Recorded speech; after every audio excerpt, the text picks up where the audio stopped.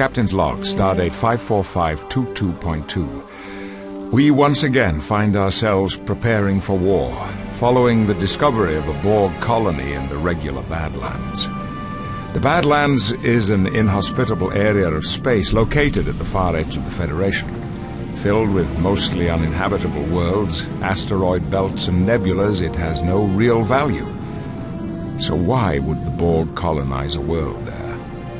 And how did they get so deep into the Alpha Quadrant undetected?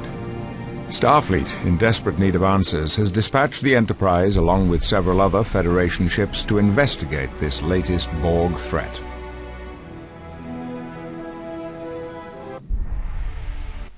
Hi everyone, and welcome to Star Trek Armada 2, the follow-up somewhat shockingly from Star Trek Armada 1, but Armada 2 definitely has a lot more complexity, I would suppose, than Star Trek Armada 1, and it has good points and bad points. First thing I'd like to say is, why didn't Picard do the narrative for that bit rather than having them write it on screen? That seems really bad.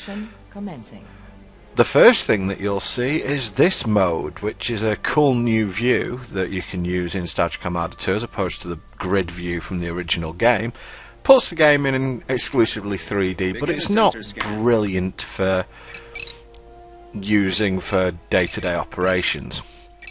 Affirmative. Clicking our scout vessel here that you'll remember from the first game, setting it to green alert, and the second thing that I did there was give it what's called movement autonomy, which is how much I'm going to let the computer control where the ship moves to. And I gave it high movement autonomy because I want it to be able to run away without me having to interfere constantly. You'll notice that the Venture went to warp there, and that's a new thing introduced in this game. Your starships can now go at warp speed, meaning they can traverse the map very quickly, but there is a downside to warp speed. Your shields and sensors are offline when you're at warp speed, so you have to be pretty confident what you're doing. Make it so. Make it so. We are the Borg. Lower your shields and surrender your ships. We will add your biological and technological distinctiveness to our own. Your culture will adapt to service us. Resistance is futile. Now, I have a pretty nice sound system at home, and that freaked the hell out of me when I first heard that in this game. I wasn't expecting it. But we've obviously met the Borg now. What I've done with the Enterprise is that I've stuck it in the vicinity of the starbase and told it essentially not to move. And I've given it high energy weapons, special weapons autonomy, meaning that the computer will use the carbonite reflector from the first game if it deems it necessary. Of course, for some reason the ship decides to completely ignore me, and I'm going to have to tell it to get back to the starbase. But one thing that you will notice in Star Trek Armada 2 as opposed to Star Trek Armada 1 is that in Armada 1 ships kind of took the next generation approach. I'd say each ship is unique and it's pretty hard to destroy. In Star Trek Armada 2 they've taken the Deep Space Nine approach, and ships are made entirely of paper. So the starbases should now pretty much be called death fortresses rather than starbases, and medium class ships such as the Akira and various others from Star Trek Armada 1, which were exceedingly useful and quite tough, well, in this game you're going to need a lot of them to make a dent in any sort of fortified position. So if you thought that I went over the top with fleet sizes in Star Trek Armada 1, you haven't seen anything yet. Also, you'll notice this is the first mission of Star Trek Armada 2, and we're getting involved in a bit of a furball immediately. You'll just see me showing off that this game is now in fact 3D, rather than the rather fake 3D that Star Trek Armada 1 did, which ended up with ships just ramming into each other constantly.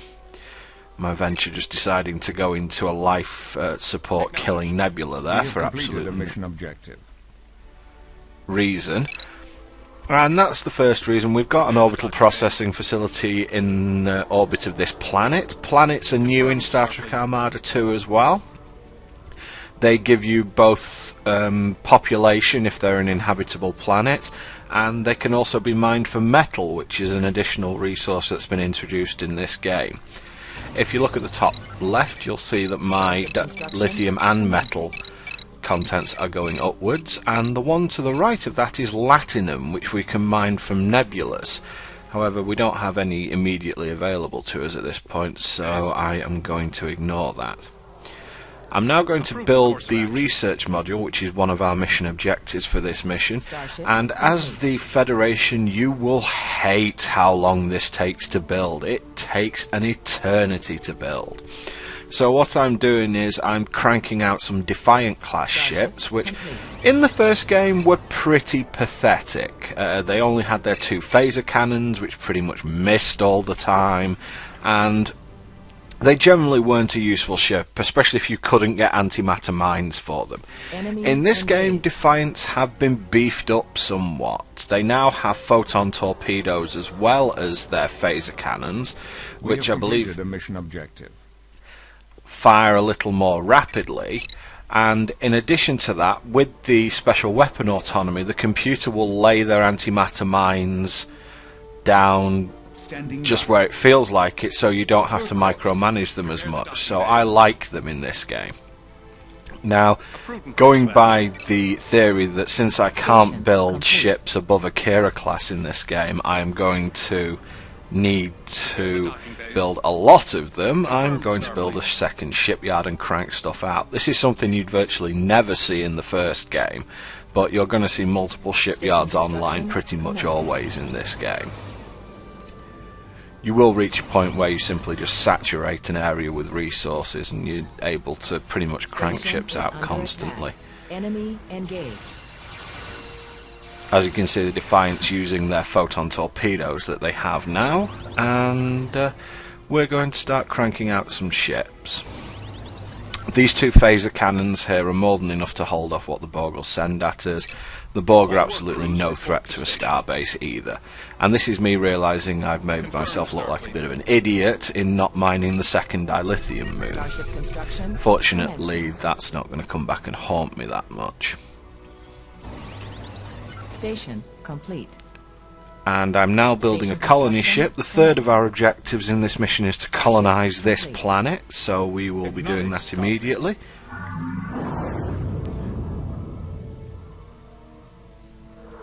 Just going to send my fleet of Defiants here to oversee the capture of the planet. That's more than well enough defended now, so I'm going to send my starship over here, because I want to start mining metal from the planet as well. Prepare the colonists. In this game, the resources you're going to be short of mostly are going to be metal and crew. Dilithium's pretty much abundant. You still have the infinite dilithium moons that we had from the first game. And you don't really use dilithium at a vastly accelerated rate above all the others. But given certain buildings that we can build later in the game, resources don't really become that much of a problem. Prepare the colonists. Colonization has begun. And this is a brand new thing for this game. We are now colonizing this planet. One thing you can build for your planets is a planetary shield, which stops them being bombarded from orbit, but in this level the Borg don't have any ships capable of planetary bombardment, so it's really just a waste of resources to go ahead and do that. Keeping my eye on the minimap, it looks like my venture's still going, and here's a Borg assimilator. You might recognise that ship. It has changed from the first game, in design at least. For the brief moment it was on screen before my Defiants vaporised it, you'll notice that it is actually the Borg ship from the Star Trek episode Descent. Completed a mission objective. That would be the episode where Data's brother Law took over a group of Borg who were stranded when the Borg Hugh was sent back into the collective with a sense of individuality, and essentially was so individual his ship complete. separated from the collective, and they were in trouble, and they designed a brand new ship, and it was the assimilator that you saw there. Unfortunately, whereas in the Descent episode they had to cause a star to solar flare in order to destroy that ship, they're a lot more squishy in this Starship game. construction commencing. Anyway, I've got my fleet of Defiance, so it's time to go ahead and build up a fleet of Akiras to go alongside them. So this game is going to involve fleets of easily 30 ships, and to be honest, if we're using light attack ships like we have to in this mission and some other missions that we're involved in, there will be upwards of 50 or 60 ships on the screen, which I'm quite happy is done in this game and not in Star Trek Armada 1, because Star Trek Armada 1 caused some absolute nightmares for the laptop I was running it on at the time, and I think it probably would have just crashed and not allowed me to run it. Whereas Armada 2 runs on my desktop without the graphical tearing that happened in Star Trek Armada 1, so the only problem I have with this game is that it's fairly unique in the way it handles fraps, in that I can't see the frame rate on the bottom of the screen, so I don't really know if it's recording or not. Starship construction commencing. I just looked there, that's a Latinum nebula, that is where you can mine Latinum from, so this massive resource that the Ferengi is so completely and utterly nutso about is something that can be commonly found in nebulas, apparently. You'll notice that ships can't warp around planets. This is because the planets generate a gravity field, which means they can't warp. You'll see that indicated by a purple area on the map. Starship construction And the Borg have got a detector here, so less of that, I'm afraid. Akiras are also now armed with photon torpedoes, so there's a general firepower increase from the Federation compared to the first game. I like both the Akira class and the Defiant class ship here. The Akira has slightly more firepower, but it's a lot more expensive to build. However, the chain reaction pulsar, when you get a chance to use it, is just as deadly in this game as it was in the first game. But at the start of the game, I don't think there's much wrong with building up a little fleet of Defiance. They're fast and they bring quite heavy firepower for their size, so I kind of like it. I can't colonize this Class D planet, but I can start extracting metal from it. And now that I've got a really solid resource gathering operation going, I'm going to start planting star bases around these planets, because the area that I'm running short, as usual, as you will have noticed from my Star Trek Armada LP, is that I am going to run very short on crew very quickly. So, star bases, like they did in the first game, also provide crew, so there's now two ways of getting crew for yourself. You can either colonize planets, or you can build star bases. I think colonizing planets is a lot more expedient, you get a lot more bang from your buck from it, but star bases, as I've mentioned already, are just complete doom fortresses, so you might as well build those around places if you can afford it. They are prohibitively expensive in this game, though, at I believe 2,000 everywhere. 2,000 minerals and dilithium, and yep, that's what happens if you have derelict ships. The Ferengi will come and steal them, salvage rights or something like that. However, you can destroy the Ferengi ship if you're close enough to it, and the Ferengi won't steal a ship if its weapons are still operational, so if it's just got a disabled engine, they won't come and try and steal it. Anyway, we've got that starbase online. The other thing you should notice about starbases in this game as opposed to the last game is that when you build a starbase, it does not come fully crewed. The crew are in the red, and that means the starbase isn't operating at great capacity, so you have to make sure that you're right on that. As you can see there, once again showing off the actual 3D mechanic of this game, putting it on level with the dilithium moon. And you have to be a little bit careful when you're doing that, because it is quite easy to get disorientated if you're not that used to this interface. The Borg keep sending small scouting parties, but they're just not a threat to me at this point, and with me putting star bases everywhere, my plan at this point now is to build a second starbase where I know that their base is, that I found earlier, and that'll just allow me to cordon them into their area of the quadrant, and I'll be easily able to just decimate them from there. We're pretty much following the standard RTS line of just build up a massive concentration of resources and then just use it to throw a lot of stuff at your opponents. Versus human players this might not work as well, but against the AI it pretty much always works.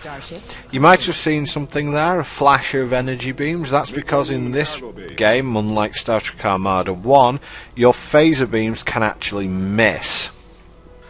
So we're pretty nicely entrenched by this point. Enemy engaged. Yeah, the enemy just keep appearing and then disappearing under a hail of fire. A prudent course of action. And this is going to be my final defensive starbase in this area. I'm going to put one over by that Latinum Nebula very shortly. Commencing. But that should be enough for me to start cranking out a load of ships. And let's see where we get from here. Report to station. Lay in a course. Yeah, it looks like I'm just moving off my construction ship here to get another starbase down, and let the Akira building commence. Commencing. This is mainly my backup fleet to my backup fleet. At this point I have 2 control groups worth of Defiance and 1 control group's worth of Akiras. So I can really start going after the Borg now. There's not really much standing in my way. Enemy engaged. And here's another illustration of how crap normal ships are in just a little group. Starship. You can see the assimilator is going to completely lose its shields before it even gets a shot off. So the one consequence of this is you'll have noticed that I stole ships a ton in Star Trek Armada 1. And in this game it just simply isn't worth it. I may try and steal some of the bigger capital ships, but as far as stealing mid-class ships goes, it's just simply not worth it in this game. They're just way too weak for me to bother with. A starbase can one-shot pretty much anything that isn't a cruiser, so I'm not going to be using them that much. All work crews report to station. Just building a sensor turret there to give my starbase a little bit of a wider field of fire, and here we go. I'll send everything in, and I'm going to let you enjoy the fight once it starts. Fire all weapons.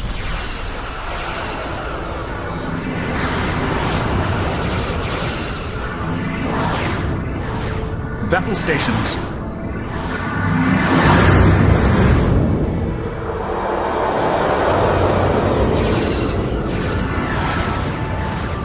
Standing by.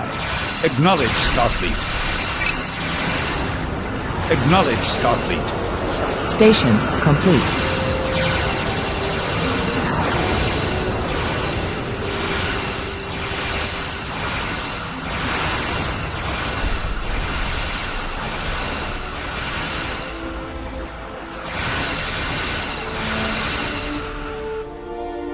Helm, new course heading. Acknowledge Starfleet.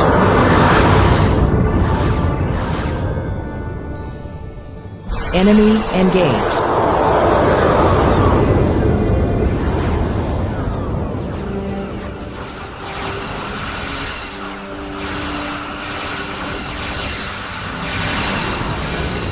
Battle stations.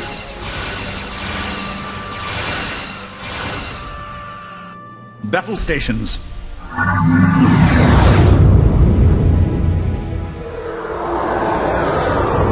Okay, so that was the first sort of major-ish fight, and even though there was only energy cannons there, I still managed to lose 4 or 5 ships there, so you have to be a little bit careful when charging into bases in this game, whereas in Armada 1, as long as you reached a certain number of ships, you basically were pretty much guaranteed to win without losses.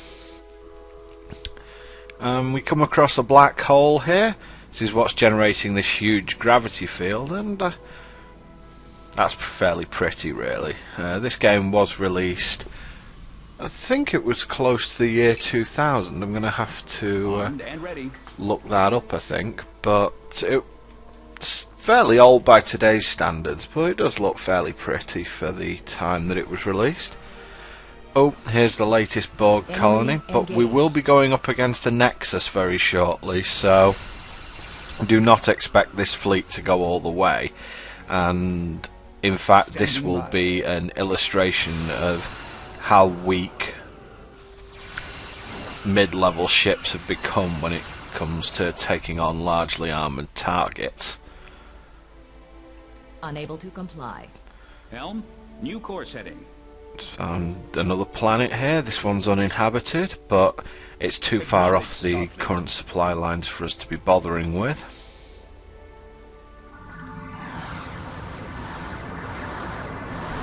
And as you can see, we can't see that far in front of ourselves when at warp, and we can end up springing traps. And here's the Nexus.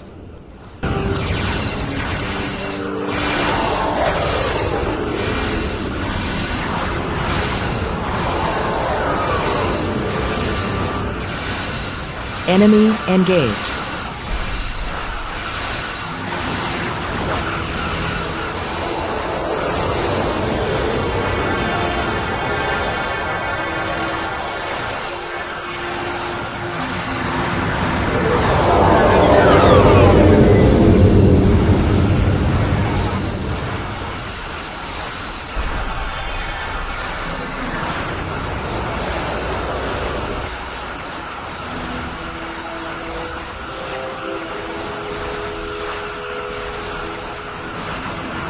Acknowledge, Starfleet.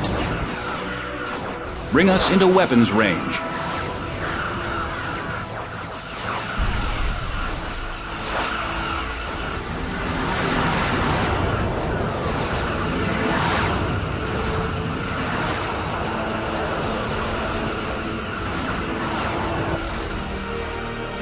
Fire, full bursts.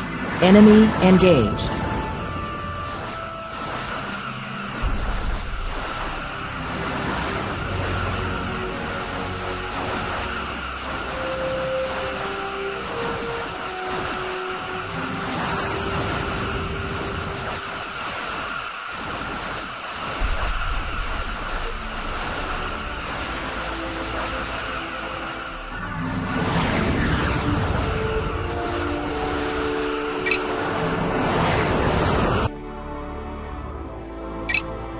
Status report. Armed and ready. Well, that was a case of pretty much everything that could go wrong going wrong. I've lost my entire fleet of Defiants and about half my fleet of Akiras. Now that's pretty much accepted losses if you're going to raid a base, and fortunately I have backups.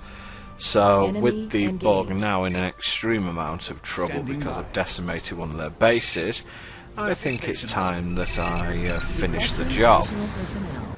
Going to once again build my backup fleet at the base. They'll replace themselves very quickly, and that will allow me to get on with things. You'll notice that that colony world has been colonized by the Borg, so I'm going to have to get rid of that. Unfortunately, Kiras are not capable of planetary bombardment, so I'm going to have to find another way.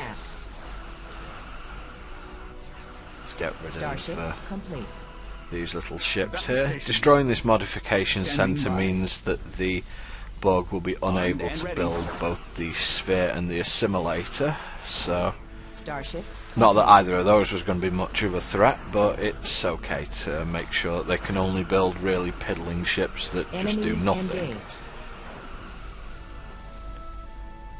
So my fleets are now rebuilt to some extent, and oh, an assembly matrix. Starship complete. Let's take that down as well. And the Borg are just pumping Starship resources complete. into stuff that's irrelevant at this point, and this is a bit of a trait of the AI. It does do Starship things that it complete. really shouldn't do. What it should do at this point is in its second base, it should be rebuilding its modification centre and another assembly matrix just so that it can Starship keep up to date complete. on decent ship output. But then again, the AI Starship at this time complete. was just really not that clever, and there goes the Borg base. And here's yet another Starship fleet of complete. backups. Starship I've complete. just hit the Insufficient officer officers. limit now, so All there's sections really not stand by. much I can do Standing except by. throw my ships at the Borg. Enemy engaged. Insufficient officers. And Standing if this by. attack fails, I've at least got another backup fleet, and I've got ships being produced constantly now, so Changing there's heading. really no way out Alter of course. this. Again, I'm going a bit blindly into this. I could very easily just take Armed a and ready. impulse line so I can keep my sensors up, but really I'm not that bothered about it. It's not going to make too much of a difference at this point. It'll only affect whatever score I have, if that means anything to anyone. And time for the final battle. Reroute power to weapons. Insufficient officers. Status report.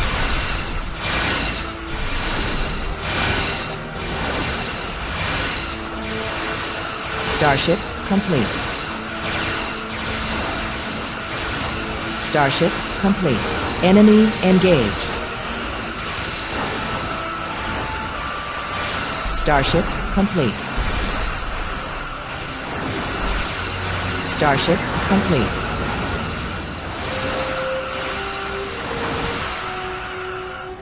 Starship complete. Standing by. Starship complete. We have entered a dangerous nebula. Alter course.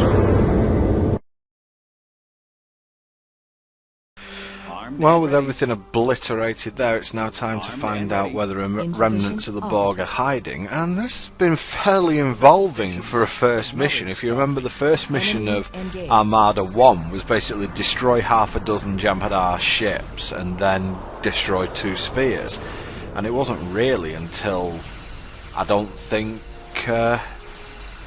until mission 5 or so that you even came across a Borg Nexus. And in this game we're coming across ships and Nexi and colonised planets in round 1, so this game certainly starts you out quicker than Armada 1 did, and it kind of follows that up for the rest of the game. It's a lot more intense on action. But you'll notice I'm bringing my Galaxy class ship and the Enterprise over to this Borg colony world, and I'm about to do something very un-Federation. Probably more something from the Core R from Star Control 2. I'm going to bomb the planet and reduce it to a heap of slag. Yep, there it goes. I love these camera Enemy angles. engaged. Wish I could use them a bit more. But there weren't many Borg on the planet anyway, and there we go. It's all... they've all been wiped off the face of the planet. I suppose it's a lot better than sending your ship and crew down there to potentially be assimilated, but the Borg have managed to find the only infinite dilithium movement scheduler fleet there, so I'm now going Enemy to drop about engaged. 50 ships on top of the base, Standing by. and that will be enough to finish off this mission. So Starship thanks for watching, complete. guys, and I will see Insufficient you officers. next time. Insufficient officers.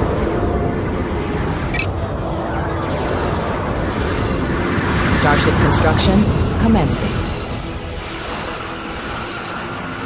Starship complete.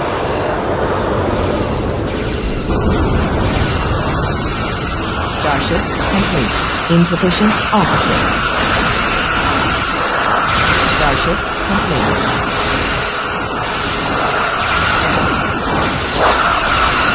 All Borg ships and stations have been eliminated from this system.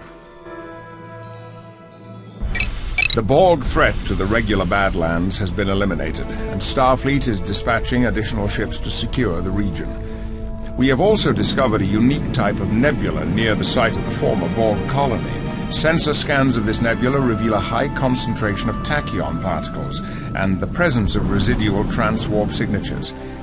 It may be that the Borg have developed a new type of transwarp gate that allows them to travel greater distances than we ever thought possible. If this proves to be true, no planet in the Alpha Quadrant will be safe from their grasp. I fear this may be the case, as even now our base at Alpha Theta 6 is reporting contact with the Borg.